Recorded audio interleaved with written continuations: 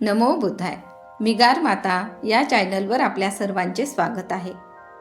तथागत भगवान बुद्ध यांच्या जयंतीनिमित्त आपण प्रश्न उत्तर पाहणार आहोत. त्या अगोदर त्यांच्याविषयी माहिती पाहणार आहोत व दुसऱ्या भागात प्रश्न व उत्तरे पाहणार आहोत. तर कालच्या भागावर आज आपण काही प्रश्न पाहणार आहोत. त्यातील पहिला प्रश्न आहे, शाक्यांच्या राजधानीचे नाव काय आहे? दुसरा प्रश्न आहे, शुद्धोधनाच्या वडिलांचे नाव काय आहे? तिसरा प्रश्न आहे, राजा शुद्धोधनाच्या पहिल्या पत्नीचे नाव काय आहे? चौथा प्रश्न आहे, राजा शुद्धोधनाची पत्नी कोणत्या वंशातील होती?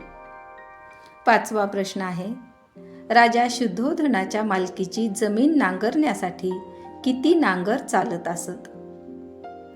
नंतरचा प्रश्न आहे, सिद्धार्थ गौतमाचा जन्म कधी व कोणत्या पौर्णिमेला झाला? त्यानंतरचा प्रश्न आहे, शाक्य लोक आषाढ महिन्यात येणारा उत्सव किती दिवस साजरा करत असत?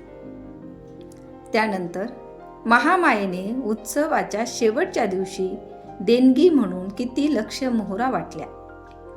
नववा प्रश्न आहे, महामायेला चतुर्दिक्पालाने कोणत्या वृक्षाखाली ठेवले? दहावा प्रश्न आहे,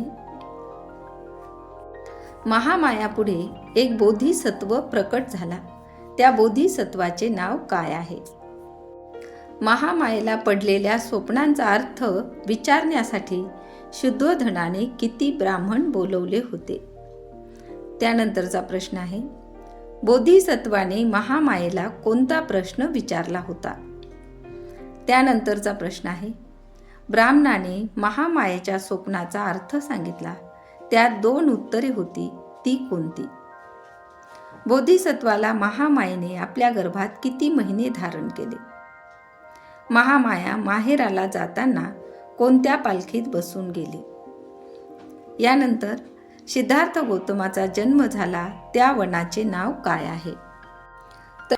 तर कालच्या भागात आपण सिद्धार्थ गौतमाचे पूर्वज व त्यांचा जन्म बघितला होता.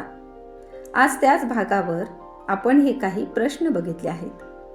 तुम्हाला या प्रश्नाचे उत्तर येत असतील तर आम्हाला कमेंट करून सांगा. या प्रश्नाचे उत्तर आपण पुढील भागात पाहणार आहोत. तथागत भगवान गौतम बुद्ध यांच्याविषयी माहिती सर्वांना असावी यासाठी हे प्रश्न उत्तर आपण पाहणार आहोत. तर कशी वाटली ही माहिती?